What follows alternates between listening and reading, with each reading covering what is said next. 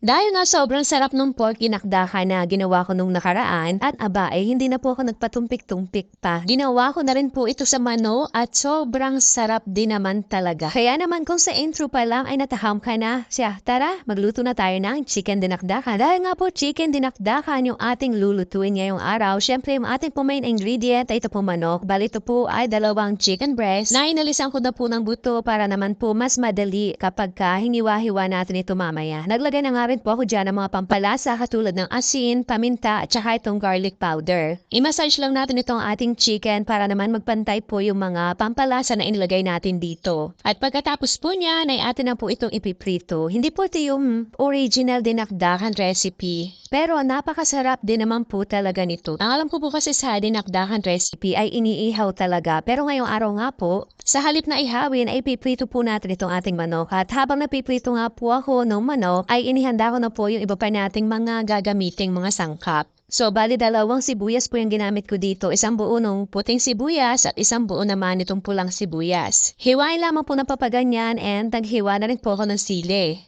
Sa dami naman po ng sili ay pwede po kayong mag-adjust dyan. Kung gusto nyo po na mas maanghang pa, dagdagan nyo na lamang po yan. And kung gusto nyo naman na hindi masyadong maanghang, ay bawasan nyo na lang po. Kaya naghiwa rin ako ng luya. At eto nga po, sakto na prito na yung ating manok, ay akin nakahanguin. Siyempre, atin po itong hihiwain sa kasarapang laki lamang po. Depende na po sa inyo yung laki pero mas maganda po yung ganyan lamang po kalalaki para manood po yung ating mga pampalasa mamaya. So ayan, nahiwa na po natin yung ating chicken. So nilipat ko po ito sa malalim na mangkok at ilalagay na po natin dito yung ating mga hiniwang sibuyas, sili at luya. Naglagay na rin po ako dyan ng paminta. Tapos isa naman pong tasa ay nag-mix po ako dito nitong ating pinakang wet ingredients. So yan, naglagay po ako dyan ng 3 maliliit na pack ng mayonnaise, konting asukal at itong isang maliit na lata ng liver spread. At naglagay rin po ako dito ng liquid seasoning. Bale yung ating po kompletong sangkap ay ilalagay ko na lamang po sa bandang dulo nitong ating video. Kaya naman tapusin nyo ito.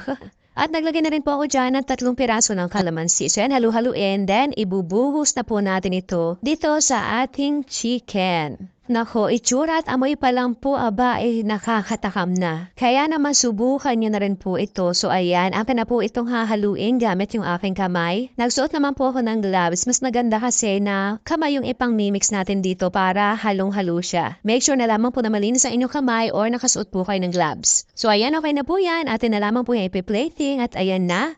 Ready to serve na yung ating napakasarap na chicken dinakdakan. At kung umabot ka nga po hanggang dito sa part ng ating video, abay sigurado na nag-enjoy ka. And for sure natakam ka rin. Thank you for watching. Serve and enjoy!